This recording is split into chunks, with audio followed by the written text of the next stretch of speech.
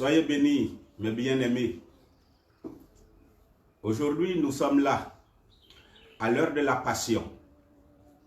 Nous ne sommes pas à l'heure de la résurrection. Et nous nous sommes donné rendez-vous pour vivre ce merveilleux temps que nous allons passer ensemble avec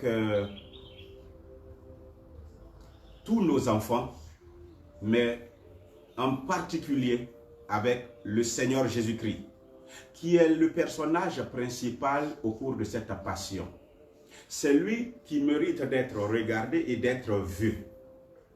Avec lui, nous serons également avec Notre-Dame des Douleurs, la Vierge Marie, accompagnée bien entendu de tous nos chers amis des cieux. Et aujourd'hui, à cause de son caractère spécial, je voudrais demander aux saints, ceux qui ont été privilégiés par la grâce de la stigmatisation, notamment Padre Pio, notamment Saint Charbel, notamment Sainte Rita, Sainte Marthe Robine, Saint François d'Assise et j'en passe, que tous soient avec nous pour que notre Christ se lève et qu'il atteigne les cieux en faveur de ce monde d'aujourd'hui.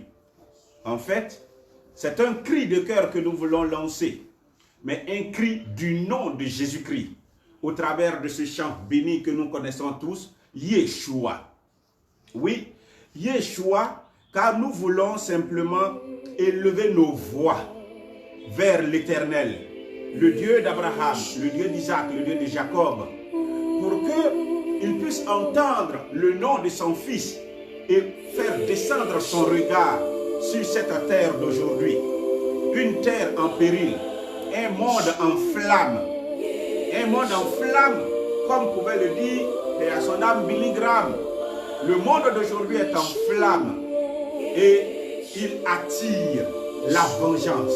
Il attire la colère de Dieu. Et c'est pourquoi, frères et sœurs, vous et moi, nous devons élever notre voix pour crier le nom de Jésus-Christ.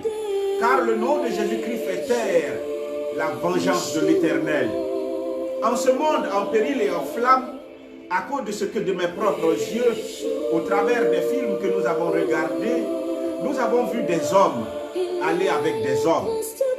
Nous avons vu des femmes aller avec des femmes. Nous avons vu des hommes aller avec des animaux. Notamment un homme qui entretenait une relation avec un serpent ou avec une chienne ou avec un coq ou une poule. Vous voyez, le monde d'aujourd'hui nous rappelle le temps de Sodome et de Gomorrhe. Ne soyons donc pas surpris de ce que nous sommes en train de vivre, au point que nous soyons tous résumés en des maisons, incapables de sortir de nos maisons. Ce que le pape François nous dit pour nous les chrétiens de ne pas utiliser le terme confinement, mais plutôt une retraite fermée, une retraite spirituelle que nous sommes en train de connaître.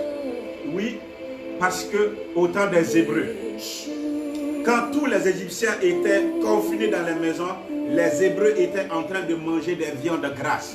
Ils n'étaient pas confinés eux, ils avaient le sang des agneaux qui les protégeait du fléau destructeur. Ils étaient là et ils adoraient Yahvé. En fait, nous ne sommes pas dans un temps de confinement.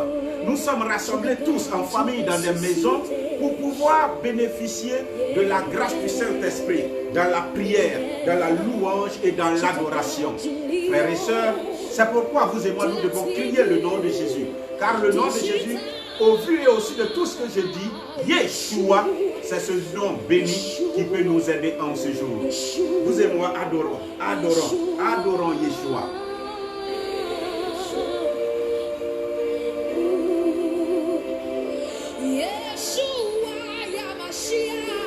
Oh Yeshua. Yeshua Hamashiach. Elohim.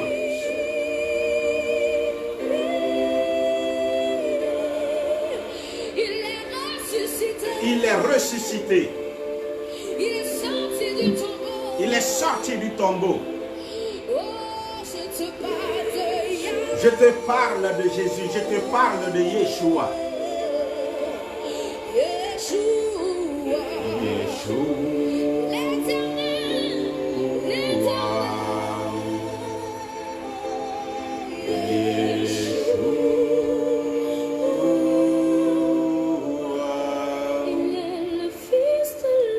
est le Fils de l'homme. Le Fils de l'homme.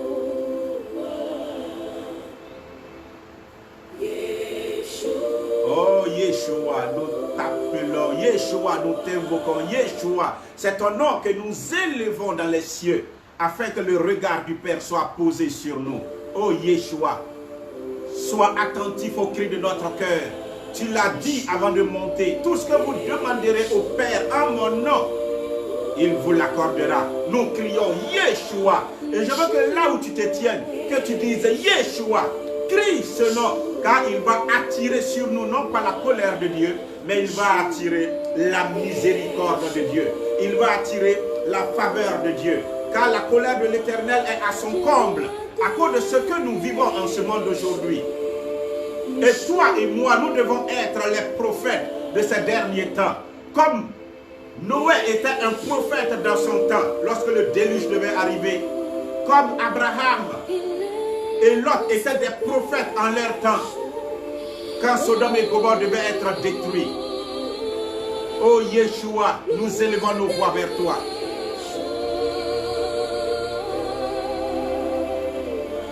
Le Seigneur de l'univers.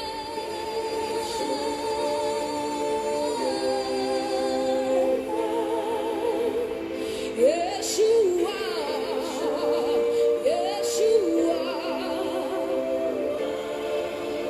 Oh le Dieu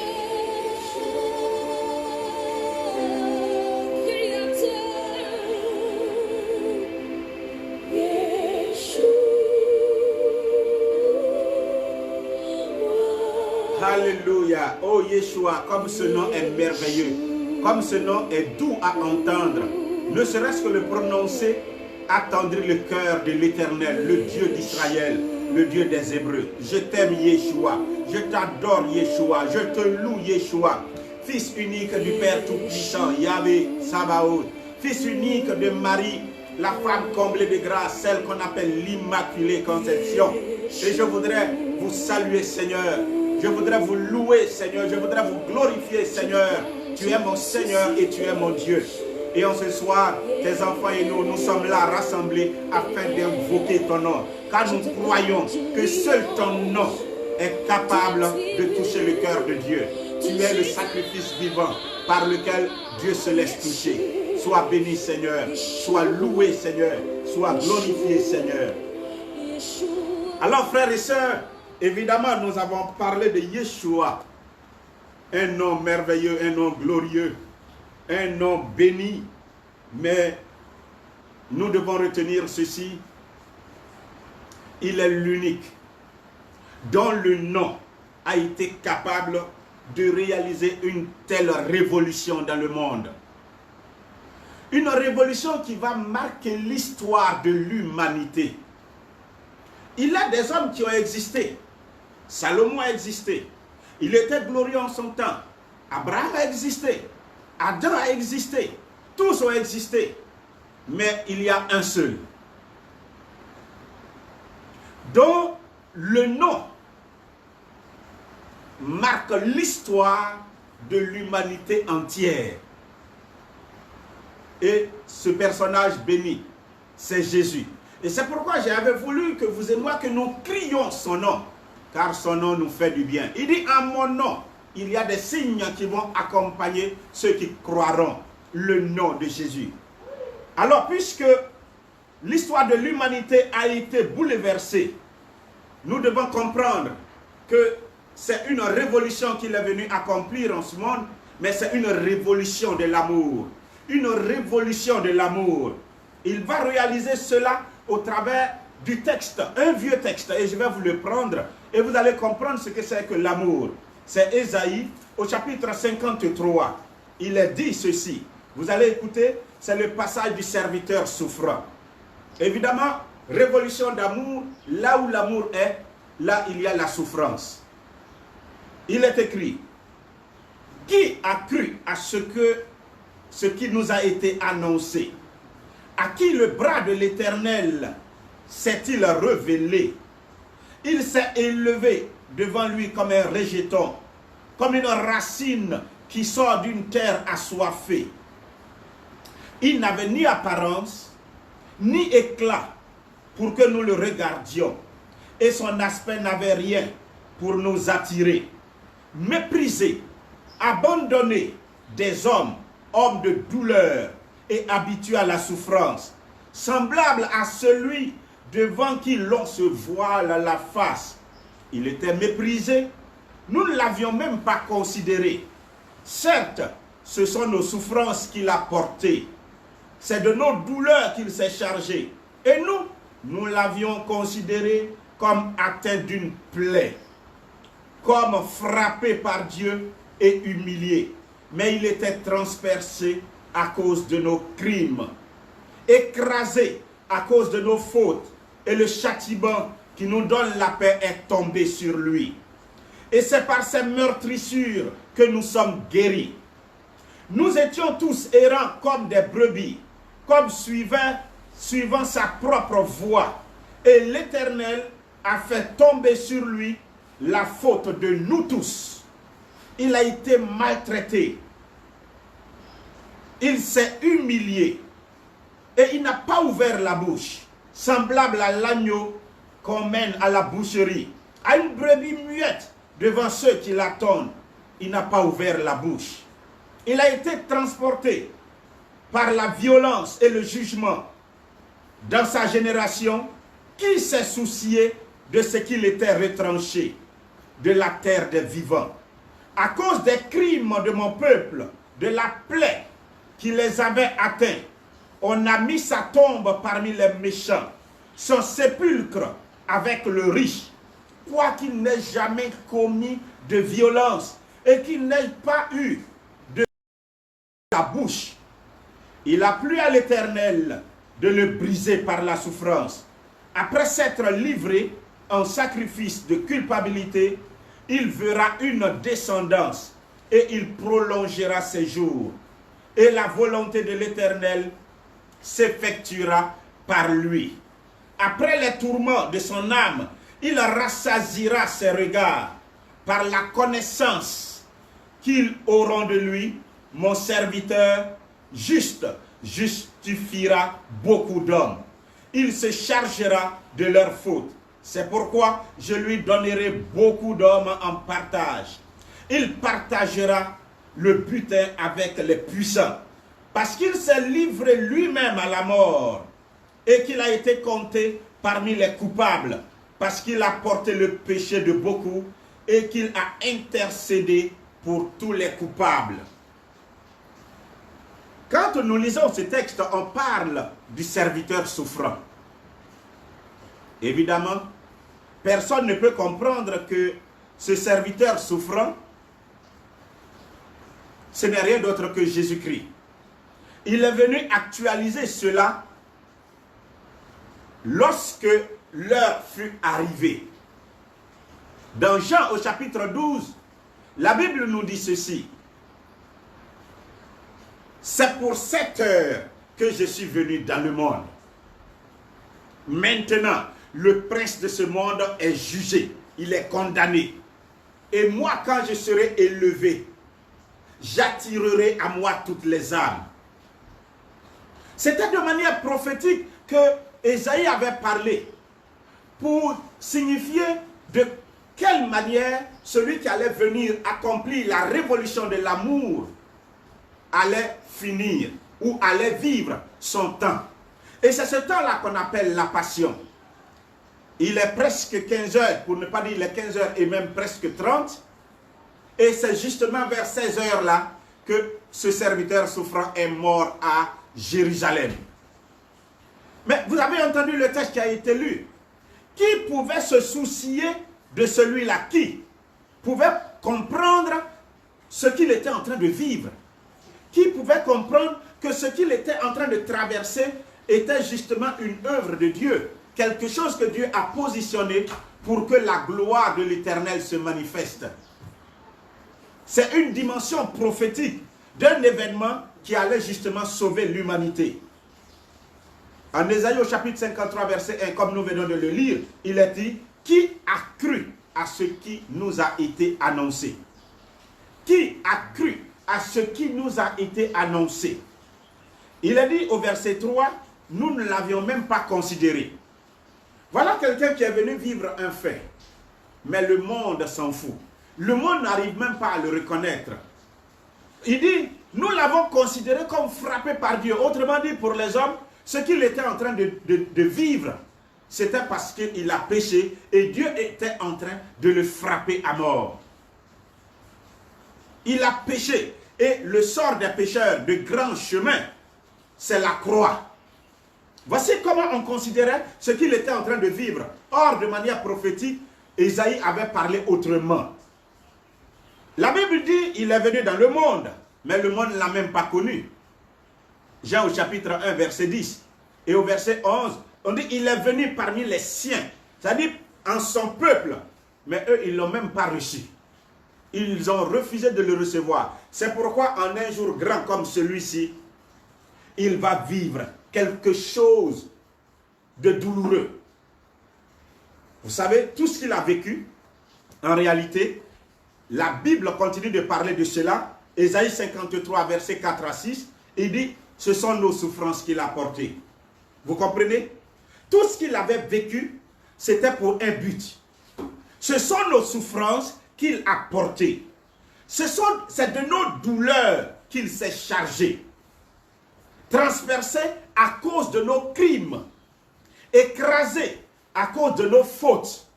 Autrement dit, tout ce qui devait retomber sur l'humanité, tout ce qui devait retomber sur l'homme. Parce que la conséquence du péché, c'est la mort, évidemment. Le salaire du péché étant la mort, l'âme qui pêche, c'est elle qui mourra, dit l'Écriture. Alors, avec le péché originel, le péché d'Adam et d'Ève, qui est retombé sur nous tous, qui sommes descendants d'Adam et d'Ève, nous devions payer un lourd tribut. Mais lui, ce sont nos souffrances qu'il a portées. Ce sont nos douleurs qu'il a chargées. Il a été transpercé à cause de nos crimes, écrasé à cause de nos fautes. Le châtiment qui nous donne la paix est retombé sur lui. L'Éternel a fait retomber sur lui la faute de nous tous. Que tu sois d'accord ou pas, la Bible dit que Dieu a fait retomber sur Jésus la faute de nous tous. Heureusement qu'il a dit, mais il est dit par la connaissance qu'ils auront de lui. Et qui sont-ils? La connaissance qu'ils auront, que les hommes auront de lui, mon serviteur justifiera beaucoup. Ça veut dire que si tu arrives à le connaître, à le reconnaître et à le connaître, alors tu pourras être sauvé. Le problème, c'est que la multitude ne connaît pas Jésus. Et lorsque nous voyons ce qui est en train de retomber sur l'humanité d'aujourd'hui, nous comprenons aisément que Dieu a tant aimé le monde qu'il a donné son Fils unique afin que quiconque croit en lui soit sauvé. Mais le monde ne l'a pas connu. Les siens ne l'ont pas reçu. À celui qui l'a reçu, à celui qui a cru en lui, il lui a donné le pouvoir de devenir enfant de Dieu. Pour pouvoir sauver, pour pouvoir réaliser cette révolution de l'amour, parce qu'il faut aimer pour pouvoir souffrir tout ce qu'il a souffert. Il faut aimer, et la Bible va dire, après avoir aimé les siens, il les aima jusqu'au bout. C'est l'amour qu'il a retenu à la croix, dit-il à une sainte. Ce n'est pas les clous qui l'ont retenu. Il a aimé et il a prouvé cet amour. C'est pourquoi on parle de révolution de l'amour. Et vous comprenez, il dit, le plus grand acte d'amour que l'on puisse montrer, c'est de donner sa vie pour ceux qu'on aime. Il va mourir. Et aujourd'hui, vendredi saint, où nous sommes en train de vous annoncer son message, Jésus-Christ va connaître effectivement la mort. Mais c'est une mort pour sauver les hommes. C'est parce qu'il a aimé les hommes qu'il va mourir à leur place. Nous sommes là aujourd'hui pour remémorer cet événement glorieux. Et nous savons qu'il y a une conséquence de la mort de Jésus-Christ sur la croix. Et c'est pourquoi lorsque nous sommes en train de vous annoncer ce message, lorsque nous sommes en train de vous parler de Jésus, nous croyons que la croix du Christ est là. Nous croyons que le sang du Christ va asperger l'humanité entière, l'Église entière, va asperger tous les hommes et tous les malades, tous ceux qui sont souffrants. Nous le croyons. Et c'est pourquoi nous sommes fiers d'en parler, frères et sœurs. La voie pour manifester l'amour est une voie douloureuse. C'est ce qu'on dit la Via Dolorosa. Cette Via Dolorosa existe en réalité à Jérusalem. Nous l'avons empruntée lorsque nous avons été là-bas en 2012-2013. C'est la voie du calvaire. C'est la voie que Jésus-Christ a empruntée pour exprimer son amour à l'humanité entière. La voie dolorosa. C'est la voie douloureuse.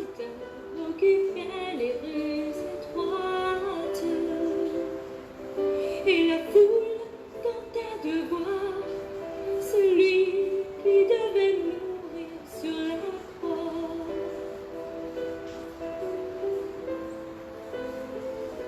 Oh Jésus-Christ. C'est l'homme courbé de douleur, son dos était marqué et sa tête par les épines était blessée. Et les cris de la colère à mort hurlèrent ceux qui regardaient.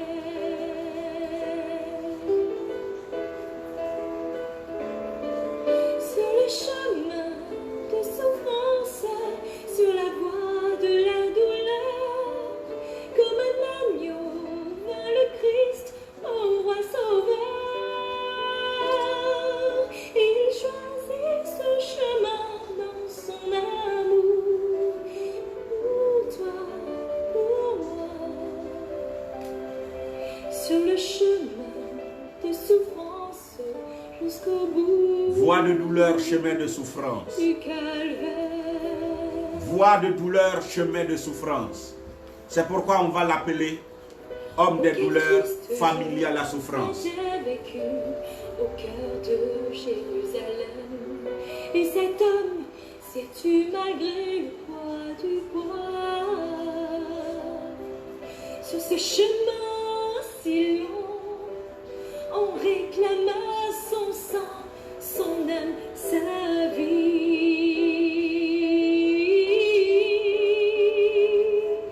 Sur le chemin de souffrance, sur la voie de la douleur. Pendant que tes yeux sont fermés, tu peux profiter et parler par cette voie de souffrance et de douleur.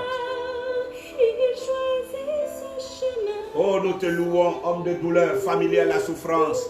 Nous te célébrons et nous te rendons grâce. Nous te disons merci. Merci pour ta puissance. Merci pour ta bénédiction. Merci pour ta gloire, ô Éternel notre Dieu. Que ton nom soit béni. Que ton nom soit élevé. Merci d'avoir supporté tout cela pour nous, Jésus-Christ. Merci d'avoir enduré tout ce que tu devais endurer en tant que serviteur souffrant, appelé homme de douleur pour que nous puissions être sauvés. Ainsi, tu as témoigné de ton amour pour les hommes. Tu as témoigné de ton amour pour l'humanité. Comment ne pas te manifester notre reconnaissance? Comme un agneau. Tu es l'agneau. Christ, au roi sauveur. Il choisit ce chemin dans son amour. Pour toi, pour moi. Sur le chemin de souffrance jusqu'au bout du calvaire. Chemin de souffrance, chemin de douleur, il sera appelé homme de douleur, familier à la souffrance. Est-ce que tu sais que Jésus-Christ a vécu ce temps de la passion il y a 2000 ans? Et pendant qu'il était en train de le vivre, comme le monde ne pouvait pas le reconnaître, comme les siens ne peuvent pas l'accepter, parce que c'est eux-mêmes qui vont le livrer à Pilate, ils étaient plusieurs à se moquer de lui. Il a sauvé plusieurs, qu'il se sauve lui-même. Ils se sont moqués. Ils l'ont raillé. Ils ont craché sur lui. Ils ont blasphémé. Ce qu'ils pouvaient faire, ils l'ont fait. Et c'était le monde. Mais Jésus, en tout cela, il était comme une brebis muette. Il passait son chemin. Nous n'avons pas compris l'analogie avec ces temps actuels. Actuellement, l'Église est la proie de bien des hommes qui se disent les hommes puissants de ce monde. On veut renverser l'Église. On veut détruire les valeurs fondamentales de l'Église. On attaque l'Église. On empêche l'Église de s'exprimer. Mais qui dit Église, dit corps mystique de Jésus. Si on a tué, si on a raillé, si on a injurié Jésus-Christ en son corps vivant, son corps mystique aujourd'hui est en train de vivre la même chose. Aujourd'hui, l'Église est en train de mourir en ses prêtres, car avec le coronavirus, plusieurs prêtres sont morts. Tout à l'heure, à ma culture personnelle, je pouvais lire 2 prêtres, plus un vicaire est mort dans un autre pays dont je tais le nom. Sinon, en Italie, ils sont plusieurs à mourir et dans d'autres pays. Un évêque est mort il n'y a pas longtemps.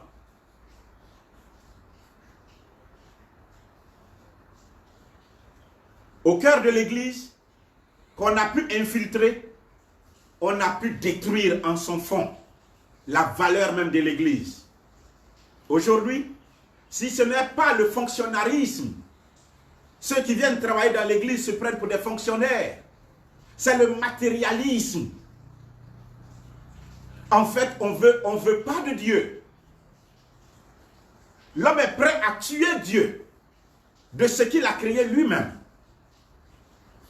Et pour cela, ils sont prêts à attaquer tout ce qui est de Dieu. Adam est venu. Il entendait la voix de Dieu. Il échangeait avec Dieu. Il vivait dans la gloire de Dieu. Satan l'a fait tomber par l'intermédiaire d'Ève. Jésus est venu. On s'en prend à Jésus-Christ. Pourquoi s'en prennent-ils à lui? Parce que lui aussi représente Dieu. On s'en prend au Fils de Dieu. On s'en prend à celui qui fait partie de la descendance de la femme. Celui qui va garder les commandements de Dieu et qui va suivre la voie du Christ. Alors l'Église est fragilisée en elle-même.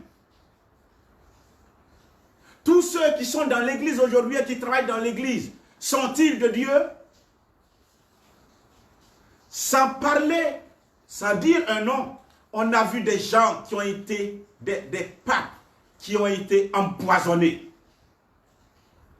On a vu le pape Jean-Paul II être victime d'un attentat sur la place Saint-Pierre. On s'en prend au corps mystique de Jésus-Christ. Nous sommes dans un temps où on dit pas de prière. Aujourd'hui est un jour où la croix est érigée. Aujourd'hui est un jour où on fait le chemin de la croix. Mais chacun est dans sa maison. Aucun prêtre n'est capable de sortir. Le peuple de Dieu reste chez lui. On veut empêcher Dieu. On veut empêcher le oint de Dieu, Christ, de s'exprimer encore de nos jours. En fait, rien n'a changé. Mais dans ce décor, pendant qu'on s'en prend à Christ, nous sommes en train de revivre, comme il y a 2000 ans, la passion du Christ. Tout cela a commencé en mars, alors que le temps de jeûne devait commencer, alors que Pâques est en train d'arriver. Le temps de manger la Pâques est arrivé. Et alors, on commence à s'en prendre à Christ. Rien n'a changé. Les temps sont les mêmes. Les temps sont les mêmes. Mais ce qu'on ne sait pas, ce que l'ennemi ignore, c'est que si on avait su, on n'aurait pas crucifié le roi de gloire. Ils sont en train de crucifier le corps mystique du Christ. Ils sont en train de crucifier les enfants de Christ. les frères de Jésus. Mais ils ne savent pas qu'au-delà de ça, la gloire de l'Éternel est en train de se préparer. Quand Jésus-Christ était à la croix et qu'il mourait, il a dit tout est accompli. Avant de partir, il dit, personne ne peut me prendre ma vie, je la donne moi-même. J'ai le pouvoir de la donner, j'ai le pouvoir de la reprendre. Et c'est ce qu'il va faire. Il va accepter de mourir à la croix pour que son sang coule. Et lorsque son sang va couler, il va sauver l'humanité. C'est pourquoi la parole le dit clairement. Il dit, par la connaissance que les hommes auront de lui, mon serviteur sauvera beaucoup. Beaucoup. Nous avons connu Jésus et nous serons sauvés. Et tous ceux qui l'ont connu, qui ont cru en lui, seront sauvés. Nous sommes en train de craindre ce qu'on appelle le coronavirus. Sachez-le. Au temps des Hébreux, lorsqu'ils étaient en train de marcher dans le désert, les serpents brûlants du désert étaient en train de les mordre à cause du péché.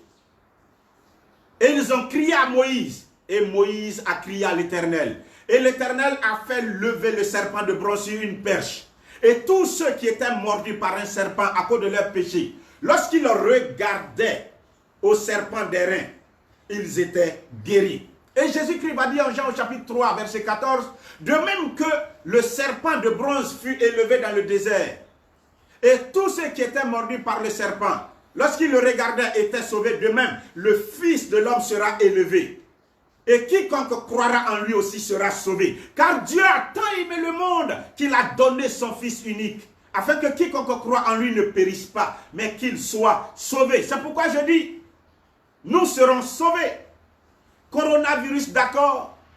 Et que de maladies, que de virus encore répandus, quel que soit le plan machiavélique de l'ennemi, afin de détruire, de décimer des populations. Nous avons un rédempteur, nous avons un sauveur, et son nom c'est Jésus-Christ. L'homme forme des plans, mais la réalisation appartient à Dieu. Homme, tu as un projet pour détruire l'Afrique, pour détruire l'humanité, pour détruire l'Europe, pour détruire ceci ou cela, mais il y a Dieu qui accomplit tout. Notre capacité vient de Dieu, dit Saint Paul. C'est-à-dire ce de quoi tu es capable, ô homme, c'est ce de quoi Dieu te rend capable. Comme il l'a dit à Satan, lorsqu'il a voulu attaquer Job, il dit, je ne te permets pas d'attaquer sa vie. Je te donne la permission d'attaquer ses affaires, sa famille, sa santé, mais pas sa vie. Et Satan est venu et il a obéi. Nous n'avons pas à craindre. Nous sommes dans les temps de la passion. Nous sommes dans des temps d'épreuve. Nous sommes dans un moment difficile, aussi bien pour l'Église comme pour l'humanité entière. Beaucoup de personnes sont en train de périr, de mourir physiquement. D'autres sont dans la torpeur, ils sont dans leur maison, ils ne vivent plus. Plusieurs sont en train de mourir, non plus à cause du coronavirus, mais à cause de la famine. Parce que tous, nous sommes dans des maisons, nous ne pouvons pas sortir. Nous n'avons pas les moyens pour manger. Un plan bien orchestré pour que l'humanité soit anéantie. Mais nous avons un sauveur. Nous avons un rédempteur. Et je sais qu'il est vivant. Comme le dit l'Écriture. Et je suis venu donc vous l'annoncer. Frères et sœurs, il est le même, il n'a pas changé. C'est de manière prophétique. Puisque le thème que nous avons développé dit clairement la dimension prophétique de la passion du Christ. Oui, Jésus-Christ est en train de vivre sa passion réelle aujourd'hui. Ce qui s'est passé il y a 2000 ans, il est en train de la vivre encore. Même chose. Tout à l'heure, nous étions au cœur de l'église. Tout est fermé. Je veux dire, il y a des couvertures. Aussi bien sur le tabernacle, sur l'autel, sur les statues, tout cela, tout est fermé.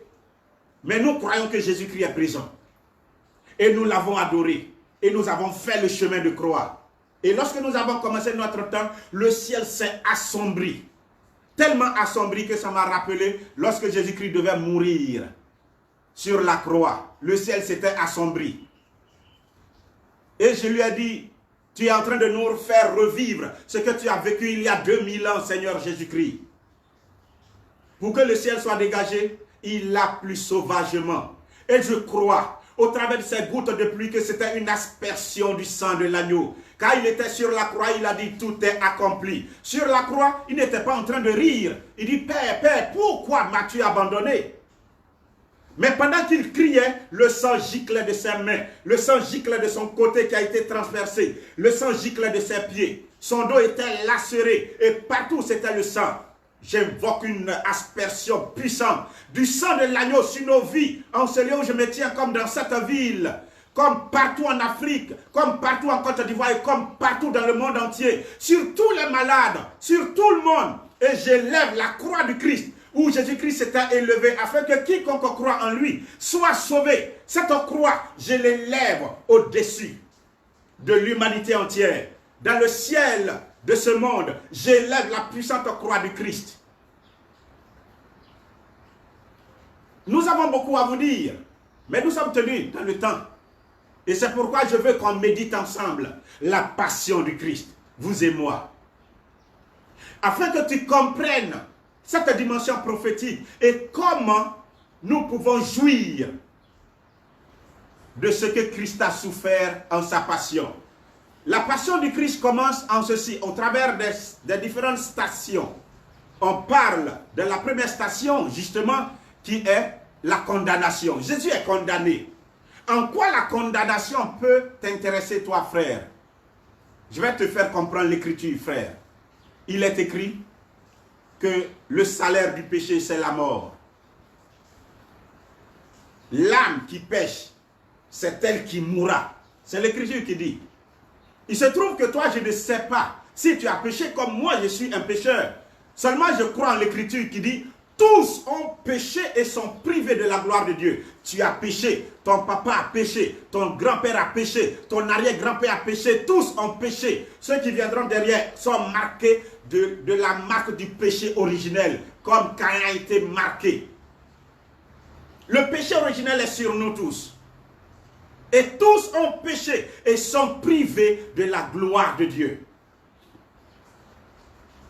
Or, puisque le salaire du péché c'est la mort, alors nous sommes sous une condamnation. Nous sommes condamnés de la même manière que pour avoir péché. Pour avoir été brigand, Barabbas était en prison. Au même vendredi, le même vendredi, quelqu'un va siéger. Et il va dire, la loi permet de libérer quelqu'un. Aujourd'hui, je vais vous libérer quelqu'un. Voici Jésus, votre roi. Et voici Barabbas. Barabbas est un pécheur. Barabbas était en prison. Et Barabbas devait mourir. Mais selon le plan prophétique de Dieu, tout le monde a commencé à crier, libérez Barabbas. Libère Barabbas. Comment pouvez-vous comprendre qu'on libère quelqu'un qui est pécheur, qui est meurtrier, et qu'on mette à mort un innocent? En fait, c'est ce que je vous avais annoncé dans l'Écriture. Dans l'Écriture, ce sont nos souffrances qu'il a portées. C'est de nos douleurs qu'il s'est chargé, transpercé à cause de nos crimes, écrasé à cause de nos fautes. Le châtiment qui nous donne la paix est tombé sur lui. L'Éternel a fait retomber sur lui la faute de nous tous. Alors, ils vont retenir Jésus. Il sera condamné pour la mort. Et Barabbas sera relâché. Tu es Barabbas, toi qui m'écoutes. À cause de ton péché, tu dois mourir. Tu es condamné. Mais Jésus-Christ prend sur lui ta condamnation pour que toi tu sois sauvé. Comme il a pris la condamnation, la Bible nous dit il n'y a plus de condamnation pour celui qui est en Christ.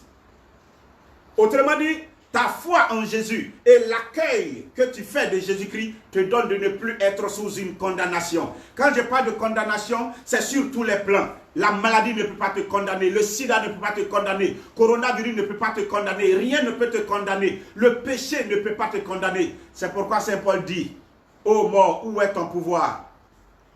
L'aiguillon de la mort, c'est le péché. Mais Christ est mort à la croix pour détruire le pouvoir du péché. Donc, où est ton pouvoir maintenant, toi, la mort?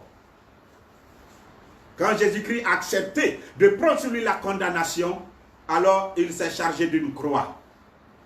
La Bible nous dit que le châtiment qui nous donne la paix, il l'a porté sur lui. La croix est le symbole de toutes les conséquences du péché.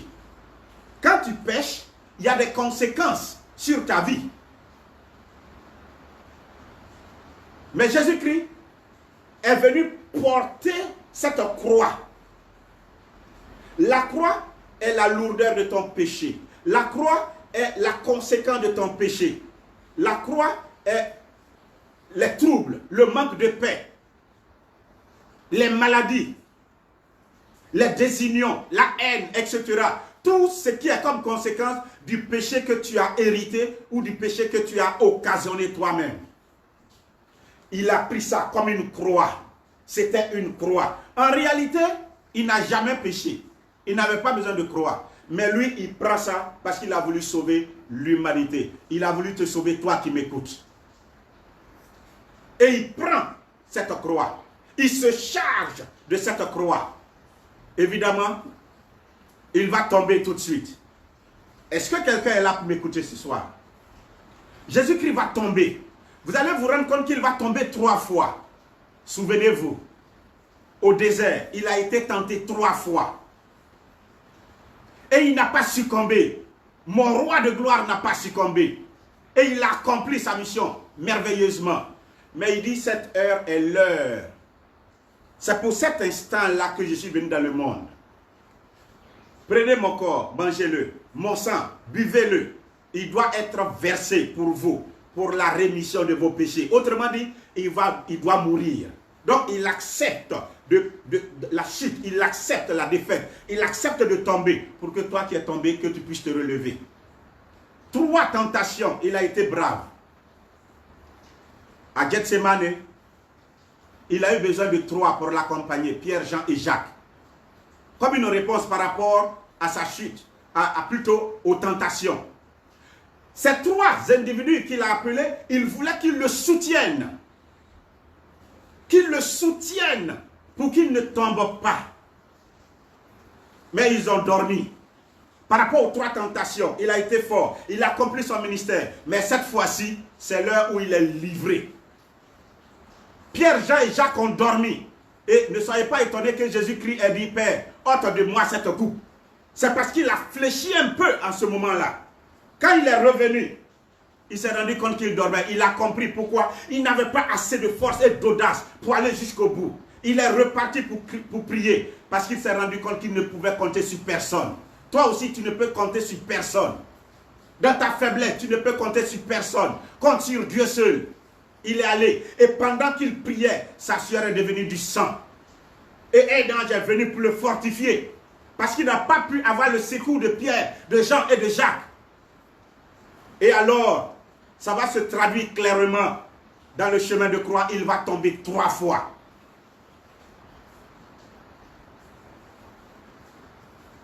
L'homme qui pêche, c'est lui qui chute. C'est parce que Satan, qu'on appelait Lucifer, a péché dans le ciel qu'il a chuté.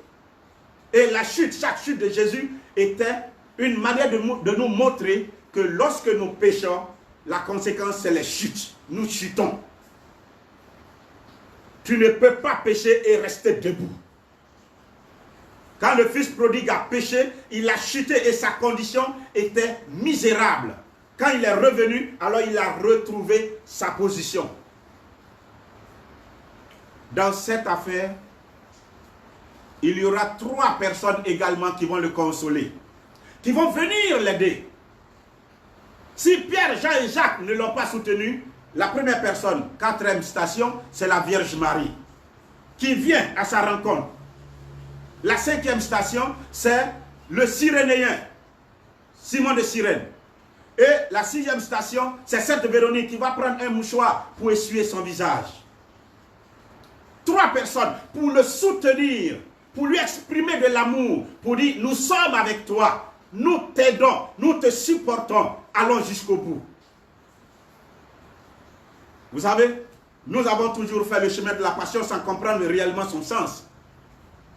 La Vierge Marie est une bénédiction. Elle est une bénédiction pour toi, elle est une bénédiction pour moi. Dans les heures cruciales, tu as besoin d'elle pour qu'elle te fortifie. Dans les heures cruciales, tu as besoin d'elle pour qu'elle te porte et qu'elle te pousse pour que tu ailles jusqu'au bout, parce que tu as une mission à accomplir.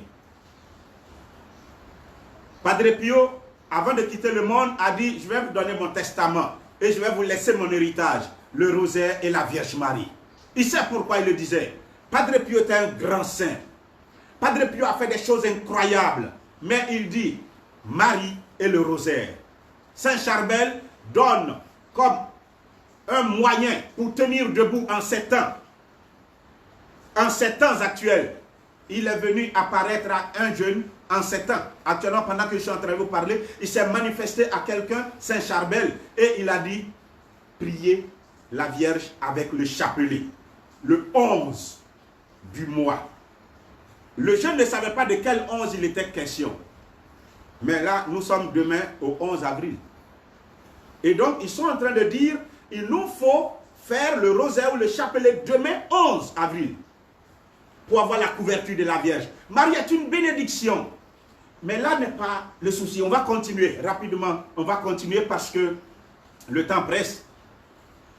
Alors, vous avez vu, dans la 5e station, c'est Simon de Cyrène qui vient aider Jésus à porter la croix. Il a été réquisitionné. Il n'est pas venu de lui-même. Mais quand il a été réquisitionné, il n'a pas dit non. En fait, ceux qui sont là aujourd'hui, qui tiennent les rênes du monde, disent que l'Afrique n'a pas de civilisation. L'Afrique ne connaît rien. L'Afrique est à la traîne. Oui, l'Afrique ne parle pas. C'est vous qui dites que vous connaissez Dieu. Donc vous allez nous envoyer Dieu. Il se trouve que l'Africain a pris Dieu au sérieux. A pris le Dieu des Hébreux au sérieux. Et je voudrais rappeler que quand Abraham avait des problèmes, il est venu en Afrique. L'Afrique n'est pas n'importe quel continent. Europe, où étais-tu? Physiquement, Abraham n'est jamais arrivé là-bas. Jacob n'est jamais arrivé là-bas. Isaac non plus. Moïse n'est pas arrivé là-bas. Tous ceux que je suis en train de vous citer sont venus dans le continent africain. Moïse est né en Afrique et a grandi en Afrique, a reçu une éducation en Afrique, en Égypte. Oh Afrique, sois fière. Et vous les Africains, soyez fiers de votre peau. Ne gommez pas votre peau pour devenir des hommes clairs, des hommes blancs. Quand Jésus-Christ souffrait, aucun Européen n'était là pour le soutenir. Aucun Asiatique n'était là pour le soutenir. La Bible dit que c'est dans la période de Pâques. Et il y a, en cette période-là, les gens qui viennent de partout pour se retrouver à Jérusalem. Aucun n'est venu le soutenir. Aucun. C'est un Africain qu'on a obligé à prendre. Et l'Africain a accepté.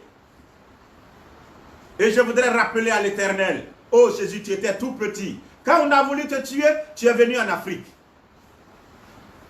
N'oublie pas l'Afrique. Moïse, tu es né en Afrique, tu as grandi en Afrique. N'oublie pas l'Afrique. Intercède pour l'Afrique. À cause de tout ce qui se trame comme complot. Vierge Marie, quand on a voulu vous massacrer, toi et ton fils et Joseph, l'ange a dit à Joseph, prends Marie et son fils et allez-y en Égypte.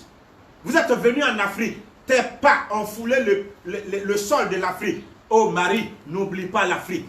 Souviens-toi que quand c'est difficile, l'Afrique est là pour t'aider. Et en ces temps qui sont les derniers, nous les Africains, nous sommes fiers. Nous avons, l'Éternel est avec nous et nous allons défendre sa cause. Nous aimons Jésus, nous aimons le Dieu d'Israël et nous allons les défendre.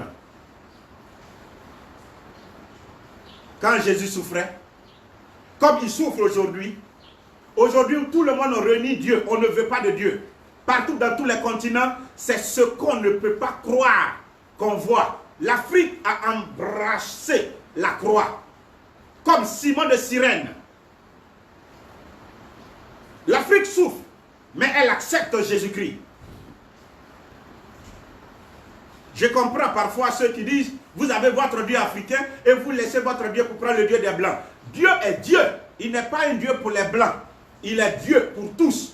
Et celui qui croit en lui, Dieu se révèle à lui. Et actuellement, nous avons décidé de prendre à bras le corps l'Éternel des armées. Le Dieu d'Israël qui s'élève et qui marche et qui va manifester sa gloire en ces temps qui sont les derniers. Souviens-toi, Jésus, que tu avais la croix. Et personne n'était prêt. Ils ont regardé à la couleur de leur peau. Ils n'étaient pas prêts pour t'aider. C'est un Africain qui t'a aidé. N'oublie pas l'Afrique. Viens au secours de l'Afrique. C'était un Cyrénéen. Actuel Libye.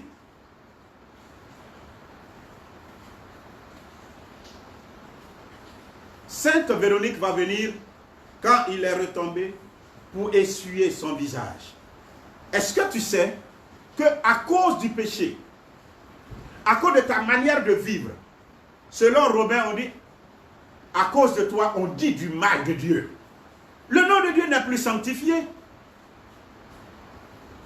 Le nom de Dieu n'est plus sanctifié. Et Jésus ne se reconnaît plus dans l'église. Jésus ne se reconnaît même pas en toi qui m'écoutes. Quand il te regarde, le péché t'a défiguré. Et la Bible, Ésaïe au chapitre 53 que j'avais lu, on dit qu'il ne ressemblait plus à un fils d'homme. Il était méconnaissable. On l'a tellement flagellé et son visage est boursouflé, l'œil exorbitant. Ce n'était pas le beau Jésus, le bel homme qu'on connaissait. Ce n'était plus lui. Il n'était plus reconnaissable. Et qu'est-ce qui l'a rendu ainsi? Dis à ton voisin, c'est ton péché. Le péché détruit. Le péché rend laid. Et quand je parle de la laideur, ce n'est pas la laideur physique seulement. Une puanteur morale, une puanteur spirituelle qui se dégage de toi. Vous allez voir des hommes en costume bien élégant, mais ils ont une puanteur de Satan. Et c'est avec les yeux de la foi que tu dois regarder. C'est le péché qui a défiguré Jésus. Personne ne pouvait le regarder encore. Ton péché a défiguré Jésus. Et alors, Sainte Véronique a eu le courage devant tous ces Romains, tous ces policiers ou tous ces militaires qui étaient là, de passer, de se faufiler et de prendre une éponge pour éponger la face de Jésus. Pour laisser transparaître ne serait-ce qu'un peu la beauté de Jésus. Car aussi bien la sueur, le sang et la poussière s'étaient entremêlés pour former une croûte sur le doux visage de Jésus. Ce n'est pas pour rien que Sainte Thérèse l'Enfant Jésus a pu chanter « Ta face est ma seule patrie. Elle est mon royaume d'amour, ma riante prairie, mon doux soleil de chaque jour. » Contemplez cette face du crucifié, de l'homme de la passion qui est en train de marcher, et comprenez que cette face a été défigurée à cause de nos péchés. Et Jésus, quand il nous regarde aujourd'hui, nous ne lui ressemblons pas. Le péché nous a tous détruits. Nous péchons trop. Évidemment, en la 7e station, il va tomber, comme j'ai parlé déjà des chutes, il va venir réconforter, c'est lui le consolateur des affligés. Pendant que les gens sont en train de crier, en train de pleurer, les femmes sont en train de pleurer sur lui.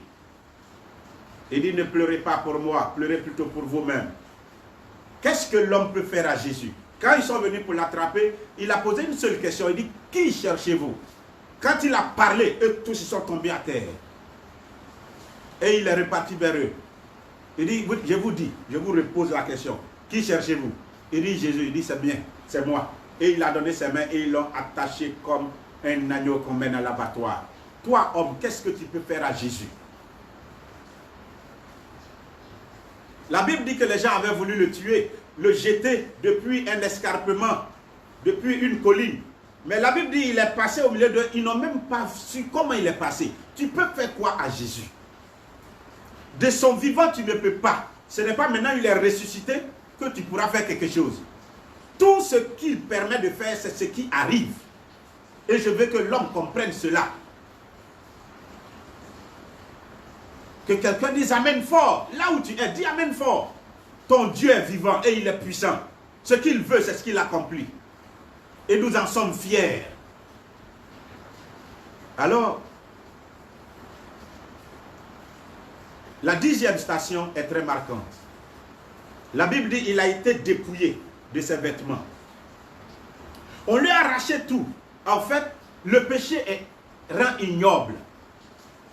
Le péché rend laid. Et le péché nous dépouille. C'est pourquoi on dit de faire attention. On ne se permet pas de pécher impunément. Quand tu pêches, tu meurs. Et mourir a beaucoup de sens. Et parce qu'il ne veut pas que tu meurs, il est venu pour prendre la mort sur lui, prendre ton péché sur lui, les conséquences de ton péché sur lui. C'est pourquoi il va être dépouillé. On lui a arraché les habits, on lui a pris sa robe aussi, et il était nu. Quand tu pêches, tu deviens nu. Souvenez-vous d'Adam et Ève, quand ils ont péché.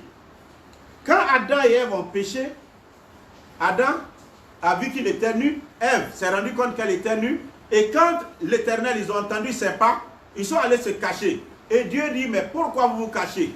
Il dit, mais on est nus. Il dit, qui vous a appris que vous êtes nus? Quand tu pêches, tu deviens nu. Tu n'es plus habillé. Il y a une splendeur de l'Éternel qui est sur les âmes innocentes, les bébés, les enfants. Quand tu commences à être grand, quand tu commences à réclamer ta liberté, sinon ta permissivité, quand tu penses que tu as grandi, que tu n'as plus besoin de Dieu et que tu fais ce que tu veux faire, alors tu pêches. Alors le bel habit quitte ton corps. L'innocence te quitte. Et c'est pourquoi nous passons dans les rues pensant que nous sommes habillés parce que nous avons des tissus sur nous. Nous pensons être habillés alors que nous sommes nus devant la face de Dieu. Tu as besoin de rechercher une couverture pour toi. C'est Dieu qui était obligé de prendre une peau d'animaux pour couvrir Adam et Ève. Recherche la couverture de l'Éternel par ta vie sanctifiante, par ta beauté, en revenant à l'Éternel. Comme le fils prodigue, c'est quand il est revenu, quand on le voyait, il n'avait que des haillons. Et Dieu va dire, enlevez-lui ses haillons, il ne ressemble plus à mon fils. Lavez-le, remettez-lui l'anneau, donnez-lui des chaussures et remettez le manteau. Il était habillé d'une grande splendeur. Reviens à l'Éternel, reviens à Jésus-Christ et tu retrouveras ta splendeur. Car non seulement le péché te dépouille de tes richesses. J'ai vu des esclaves aller à cheval et j'ai vu des princes aller à pied. Tu es un prince, tu es un Dieu, mais on t'a tout ravi. Comme Adam. Il avait la gloire sur lui. Mais Satan a dit à Jésus, si tu te prosternes devant moi pour m'adorer, je te donne toute la gloire, je te donne la richesse. Il dit, ça m'a été donné et je donne à qui je veux. Et qui lui a donné? Il a réussi à blaguer Adam et à lui ravir tout ce qu'il a. C'est pourquoi Jésus dit, Satan vient pour voler, pour tuer et détruire. Il vient voler ce que Dieu vous donne. Ton mari, il te l'a donné. Ton travail, il t'a donné. Ton enfant, il t'a donné. Mais il peut t'arracher tout cela. Ta santé, il t'a donné, mais il peut t'arracher tout cela. C'est un voleur. Il te fait tomber dans le péché et il te prend tout. Heureusement que Christ, il est vivant encore pour nous. Que là où le péché abonde, la grâce de Dieu surabonde. Mais là, dans la 11e station, évidemment, il va être crucifié. Et le sang va couler. Dans sa crucifixion, il va perdre sa liberté. Quand tu pêches, tu perds ta liberté avec Dieu. Tu deviens un esclave. Quand tu pêches, tu deviens un esclave de Satan. Là, Jésus était dans les mains du diable. Et on lui a fait perdre sa liberté. On l'a cloué des mains. On l'a cloué des pieds. Vous voyez, il a souffert. Et le sang coule. Le sang coule. Et c'est pourquoi, à cette heure ultime, où il est en train de tomber une pluie douce, je réclame une aspersion du sang de l'agneau sur nos vies. Je réclame une aspersion du sang de l'agneau dans cette ville. Je réclame une aspersion du sang de l'agneau sur tous les hommes. Je réclame une aspersion du sang de l'agneau sur toute la Côte d'Ivoire. Je réclame une aspersion du sang de l'agneau sur toute l'Afrique. Je réclame une aspersion du sang de l'agneau sur l'humanité entière. Que le sang de l'agneau qui parle, plus que le sang d'Abel le juste, parle en faveur des pécheurs. Oui, ils ont péché, mais Jésus-Christ n'est pas venu pour un bien portant. Jésus-Christ est venu pour les pécheurs. Et je réclame la miséricorde de Dieu pour ceux pour qui Jésus-Christ a donné sa vie à la croix. Ô sang du Christ, plaide la cause des pécheurs, plaide la cause des souffrants, plaide la cause de ceux qui meurent sans connaître Dieu. Nous crions à toi. Sang précieux de Jésus-Christ, coule et ruisselle dans nos vies. Je réclame le sang de Christ sur toi qui m'écoutes. Je réclame le sang de Christ dans ta maison. Je réclame le sang de Christ sur ton corps, dans ton corps. J'injecte dans ton corps le sang précieux de Jésus. Et je déclare vie et vie santé et santé à ton corps au nom de Jésus-Christ. Que le sang de Christ nous restaure. Et je vous marque, vous tous qui m'écoutez, je vous marque du signe du Fils de l'homme. Je vous marque du signe du Fils de Dieu. Je vous marque du signe de l'agneau immolé sur votre front par le sang de l'agneau. Je vous marque de ce signe afin que vous soyez différenciés et que vous ne soyez pas comme les autres. Si tu le crois et si tu veux le recevoir, dis Amen fort là où tu es. Mais le sang du Christ te marque. Une croix est sur ton front avec le sang précieux de l'agneau. Car il a vaincu le lion de la tribu de Juda. Il a vaincu, lui qui a été digne de prendre le rouleau et de briser les 7 sceaux. Lui seul est digne et son sang coule. Il a racheté pour Dieu au prix de son sang toutes les âmes. C'est pourquoi, quelle que soit ta captivité, je déclare sang de Christ sur ta vie. C'est pour ça que Christ a connu la passion. C'est pour ça que son sang a coulé. Et je réclame son sang en ta faveur. Dans la 12e station, ils vont l'élever à la croix. Frère, il a dit, ma soeur, il a dit Jésus, quand je serai élevé, j'attirerai à moi toutes les âmes. Vous savez, la Bible dit, le monde ne l'a pas connu, nous le comprenons. Mais les siens, ils savent qui il est, mais par jalousie, ils sont prêts à le livrer. Eux, ils ne l'ont pas reçu, dit l'Écriture. Comme vous ne voulez pas le recevoir, alors le monde est obligé. C'est-à-dire ceux que vous considérez comme païens, c'est ce monde-là qui a oublié de vous le redonner. C'est pourquoi Pilate a dit, es-tu roi? Il dit, tu le dis ou bien c'est parce qu'on te l'a dit? Quand il va mourir, quand il va être crucifié, Pilate va ordonner. Parce que Jésus-Christ a dit, je suis roi. Je suis venu en ce monde pour un témoignage à la vérité. Mon royaume n'est pas de ce monde. Si mon royaume était de ce monde, mon Père aurait envoyé des légions d'anges et ils auraient combattu pour moi. Pilate a entendu et Pilate a cru. Pilate est païen. Pilate ne connaît pas votre affaire de Dieu. Et il y a plusieurs personnes comme ça partout qui ne sont pas dans votre affaire de Dieu mais qui croient en l'Éternel. Pilate a cru. Et alors il a dit d'écrire sur un écriteau et de le mettre sur la croix. Celui-ci est le roi des Juifs. Les Juifs eux-mêmes disent, nous n'avons pas dit qu'il est notre roi. Nous refusons que cet écriteau soit. Il dit, ce que j'ai écrit est écrit. Le monde est obligé de vous montrer aujourd'hui qui est Jésus. Il est le roi messianique. Il est venu, il était monté sur un âne pour faire son entrée à Jérusalem, dit l'Écriture, Sophonie. Mais ils n'ont pas reconnu ce roi humble qui vient. Ils attendent le roi messianique qui va venir dans la gloire. Le même qui est venu, qui est né d'une femme, c'est le même qui reviendra dans sa gloire. Jésus, le roi messianique. Il arrivera comme vous l'attendez, vous les Juifs. Il arrivera. Mais vous avez mal fait de ne l'avoir pas pu le reconnaître au moment où il est venu parmi les siens. Il dit, Jérusalem, Jérusalem, toi qui mets à mort les prophètes. Tu n'as pas reconnu le moment où Dieu est venu te rendre visite. Tu n'as pas reconnu ce moment. Maintenant, il est élevé sur la croix et il dit, Père, tout est accompli. Mon frère, qu'est-ce qui est accompli? Le prix à payer pour que toi, tu sois sauvé, tu sois libéré, tu sois délivré, tu sois guéri, tu sois restauré et que tu appartiennes à l'Éternel. Il a payé ce prix. Il a accompli. C'est pourquoi la Bible dit en 1 Corinthiens, au chapitre 2, par sa mort sur la croix, le document qui nous accuse a été effacé. Il a cloué cela. Tout ce qui nous condamne a été cloué à la croix. Donc, il n'y a plus de condamnation pour toi. Le prix est payé. Dis à ton voisin, le prix est payé. Le prix de ton rachat, le prix de ta grâce, le prix de ta bénédiction, le prix de ta paix, le prix de ton retour avec l'Éternel, pour que tu sois avec Dieu à jamais. Le prix est payé et on ne paye pas ça 2 fois. Le prix est déjà payé. Tu es libre, tu es délivré de ton mal. Il va mourir à la croix et on va le descendre. C'est Marie qui va recueillir son corps. Marie va recueillir son corps. Ah Marie, si tu n'avais pas existé, il aurait fallu qu'on te fabrique, qu'on t'invente. Nu, il est venu, tu l'avais en main. Nu, il ressort, tu l'as en main. Et à 7 heures où il est mort, tous les apôtres ont fui. Il n'y a que quelques femmes et Saint Jean qui sont là.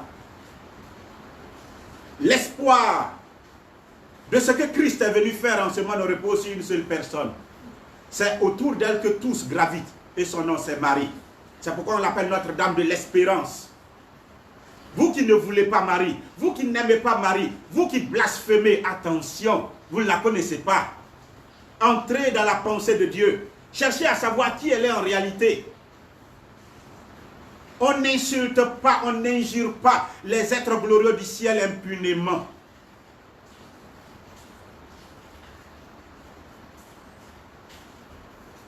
Un jour,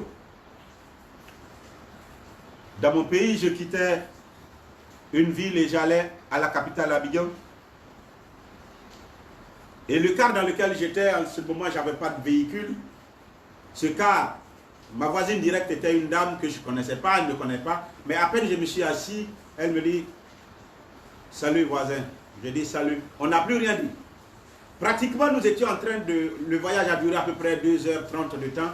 C'est quand nous étions sur le point d'arriver à la capitale qu'elle me dit « Bonjour encore ». Et je salue à nouveau. Je dis « Mais on s'est déjà salué ». Elle dit « Oui, en fait, l'Esprit de Dieu me dit que vous êtes un homme de Dieu ». Je dis « Ah, d'accord ». Je dis « Mais l'Esprit de Dieu me dit que vous êtes catholique. Mais moi, je suis prophétesse tant. » Et puis elle a dit son nom. Je dis « Ah, d'accord ». Mais là, je m'attendais parce qu'ils passent tout leur temps à blasphémer, à injurier Marie. Et moi, je la défends. C'est ma maman. Et je ne veux pas qu'on fasse du mal à ma mère. C'est ma mère du ciel. C'est ma mère aussi sur terre. Elle a trop fait pour moi. Il faut l'avoir expérimentée pour savoir qui elle est.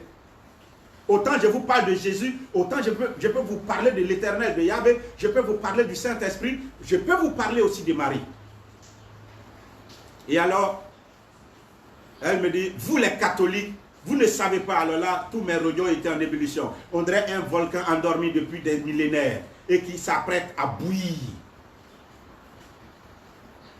Elle me dit, vous les catholiques, vous avez, et puis elle est là dans les, et puis vous avez la Vierge Marie. C'est un trésor. Je dis, Amen. Merci, et j'ai salué sa main.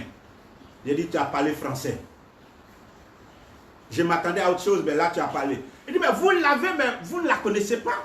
Moi, je suis prophétesse. Je ne vous dis pas son nom. Et elle dit, moi, chaque mois, je vais avec mes enfants et mon mari, on va au sanctuaire marial, à la cité Fermont. Et dans mon église, mon ministère que je dirige là, je parle d'elle et je dis aux gens d'aller au sanctuaire. Mais c'est vous qui l'avez. Mais vous la connaissez, vous ne jouissez pas d'elle. Vous ne connaissez pas sa puissance. C'était une évangélique prophétesse qui parlait ainsi. Je bénis Dieu pour ceux qui sont éclairés. Et je bénis Dieu pour ceux qui sont encore dans les ténèbres, afin que l'Esprit de Dieu vienne les éclairer. Parce que l'Église doit être une. C'est la prière sacerdotale. Jean au chapitre 17. Qu'ils tous soient un pour que le monde sache que tu m'as envoyé. Nous devons être un. Quand tu ne comprends pas, tu ne comprends pas tout, laisse. Mais sois un avec tes autres frères. Il est mort. Une chanteuse a chanté « Il est mort le soleil ». Il est mort le soleil. Oui, il est mort le soleil. Il est le soleil de gloire. Il est mort. Plus d'espoir. Non, Marie est là, Notre-Dame d'Espérance. Et c'est autour d'elle que tout gravite. Aujourd'hui, tu parles d'église, tu parles de ton ministère, tu parles de ceci ou de cela. Mais c'est parce qu'en ce moment-là, quelqu'un était là pour piloter les choses. Ils sont allés garder son corps. Et c'est avec ça que je vais finir. La passion du Christ. Il est mort. Il dit, détruisez ce temple en 3 jours, je vais le ressusciter. Quand on l'a gardé au tombeau, mon frère, le tombeau, lieu de la puanteur, le tombeau, lieu de la mort, le tombeau, lieu du séjour des morts. Christ est descendu dans sa mort, dans les tombeaux, et il a ressuscité des âmes. Le jour où il est mort, quand il a dit, entre tes mains, Père, je remets mon esprit. En même temps, des gens étaient morts depuis des années, ils sont sortis de leur tombeau. Et quand Jésus est ressuscité, ils sont rentrés dans la ville. Jésus n'est pas n'importe qui. La mort n'a pas de pouvoir sur lui. Il y a un chant que j'aime bien et que je vais prendre, je suis seul, je ne sais pas si ça va passer. Il est ressuscité. Non, non, non. On dit, esprit de mort, où est ton pouvoir, alléluia. Où est ton pouvoir, alléluia, amen. Il est ressuscité, vraiment ressuscité. Jésus est ressuscité, vraiment ressuscité. Tombeau vaincu, où est ton pouvoir, alléluia. Où est ton pouvoir, alléluia, amen. Oba, oba, où est ton pouvoir, alléluia. Où est ton pouvoir, alléluia, amen. Ponce Pilate, où est ton pouvoir, alléluia. Où est ton pouvoir, alléluia, amen. Il est ressuscité, vraiment ressuscité. Frère chrétien, il est mort aujourd'hui. Ce qui s'est passé il y a 2000 ans, c'est ce qu'il est en train de nous faire vivre. L'humanité entière est focalisée sur le coronavirus, mais ça a été transformé. Actuellement où je vous parle, tout le monde crie Dieu et cherche Jésus. Et sa croix est au-dessus de l'humanité. Et son sang coule comme cette pluie qui tombe. Bientôt, je prophétise ta résurrection. Est-ce que ces ossements desséchés que vous êtes, est-ce que vous pouvez reprendre vie? Je dis oui. Pendant que le prophète disait, le prophète Ézéchiel dit, toi seul tu le sais mon Seigneur. Il dit, appelle l'Esprit. L'Esprit qui a ressuscité Jésus, le même Esprit, je le convoque sur vous, là où vous êtes, qu'il descende sur vous et qu'il vous donne de connaître la gloire de la résurrection. Nous allons l'adorer, nous allons le louer, nous allons le célébrer et la gloire de la résurrection descendra sur vous. Et nous allons intercéder pour ce monde. À lui seul la gloire, à lui seul la louange, maintenant, pour des siècles, des siècles. Oui, lui qui est l'agneau de Dieu, qui ôte le péché du monde. Laissez-moi vous sourire, car je suis content de parler de mon Jésus. Que je lui fasse un bisou. À lui seul la gloire. Les cieux proclament sa gloire. Alléluia. Tu vas chanter avec moi.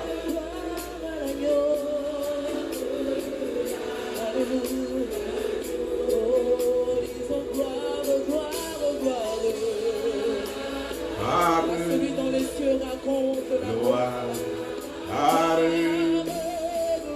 Gloire.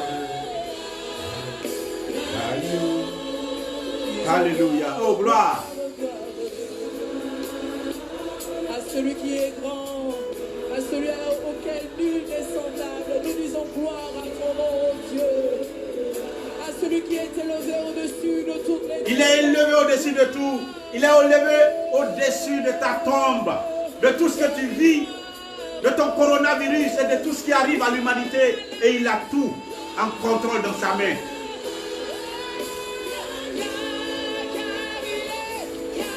Il est glou.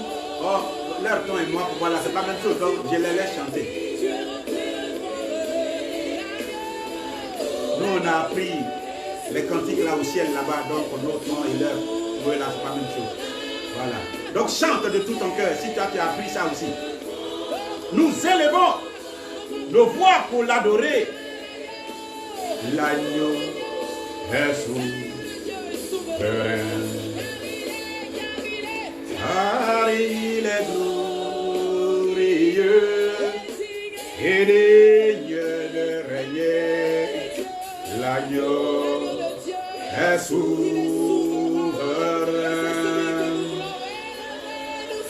Nous élevons nos voix pour l'adorer. L'agneau est souverain.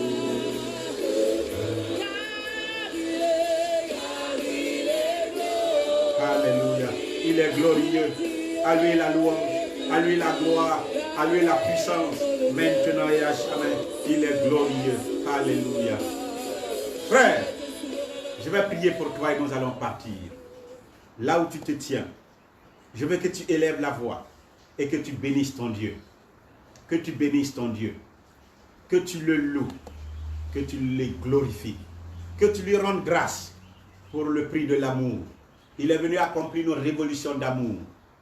Et cette révolution a consisté en sa souffrance. Une mort ignominieuse. Une mort de douleur. C'est pourquoi on l'a appelé l'homme des douleurs. Cette révolution, aucun homme n'a pu l'accomplir.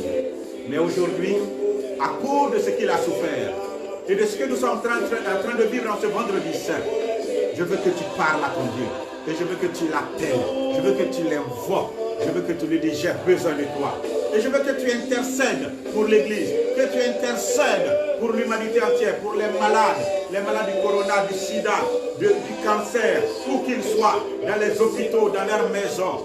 Tous ceux qui sont en crise, que tu intercèdes pour eux. Je veux que tu pries de tout cœur pour Framiré. C'est Framiré, une fraternité Marie-Immaculée, une communauté catholique qui est en train de diffuser cela. Prie pour elle, prie pour ses membres, prie pour son modérateur, prie pour sa famille. Prions les uns pour les autres. Tous nous avons besoin. Prions pour le pape, prions pour les évêques et les prêtres, les cardinaux. Prions pour les religieux, les religieuses. Prions pour que Dieu secoue. Cette humanité est comme vouée à la perdition. Un monde en flamme, un monde en péril. Mais l'homme de Dieu que tu es capable d'invoquer l'Éternel afin que Dieu fasse quelque chose. Ne sois pas défaitiste. Il n'est pas tard. Dieu est vivant, Dieu est puissant et Dieu est glorieux. Et pendant que tu es en train de prier, je vais prier. Je vais demander à l'Éternel d'agir.